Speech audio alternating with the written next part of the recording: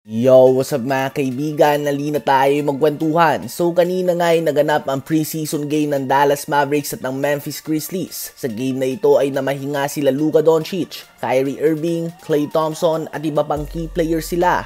Habang ang Grizzlies naman ay kompleto ang kanilang starters bukod na lamang kay Jaren Jackson Jr. Naganap sa game na ito ang pagbabalik ni Ja Morant matapos ang season-ending injury last season. Ganun pa man kahit nga tinamaan na ng injury si Morant last season, at sa last two playoffs niya, tila ba hindi pa din nga nadadala dito ang young star. Agresibo pa din nga si Morant at lipad lang ng lipad. Natapilok din nga siya sa game na ito at muntik pang mauntog sa board. Naglaro nga siya ng 18 minutes kung saan nagtala siya ng 13 points, 4 rebounds and 3 assists on 4 of 9 shooting sa field. Nakuha ng Grizzlies ang panalo sa score na 121-116. 17 points, 4 assists si Brandon Clark, 14 points si Lacavia, 12 points, 6 assists si Scottie Pippen Jr., 11 points, 8 rebounds si Aldama, 11 points, 7 rebounds si Desmond Bane at 6.7 rebounds ang rookie Zach Edey.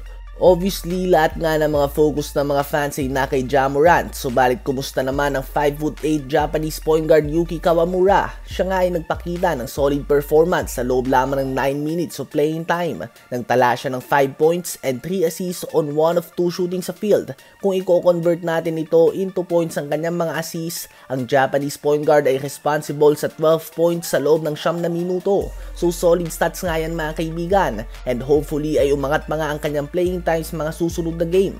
Sa Mavs naman ay 21 points, 9 assists si Jaden Hardy, 19 points si Gortman, 14 points si Prosper at 12 points si Derek Lively II. Pinulbos naman ng Philadelphia 76ers ang team mula sa New Zealand sa score na 139-84. Hindi naglaro si Embiid at Paul George sa game na ito. Nanguna nga dyan ng 15 points si Tyrese Maxey, 15 points din si Jershwan Yabusele, 15.7 rebounds din ang rookie Jared McCain, 15 points si Reggie Jackson at 11.7 rebounds naman kay Andre Drummond.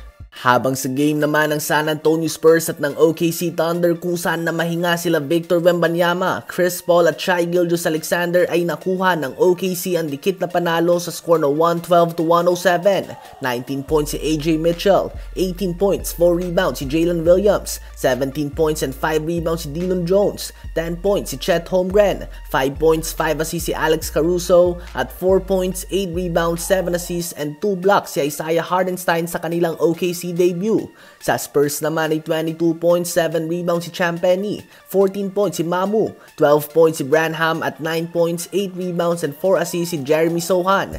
Malamang sa social media ang makikita nyo nga ay ang poster dunk ng rookie ng Spurs Stephon Castle. Subalit hindi naging maganda ang kanyang performance sa game na ito. Nagtala lamang siya ng 5 points, 3 assists and 6 turnovers sa game mga kaibigan. Ano ba ang masasabi nyo tungkol dito?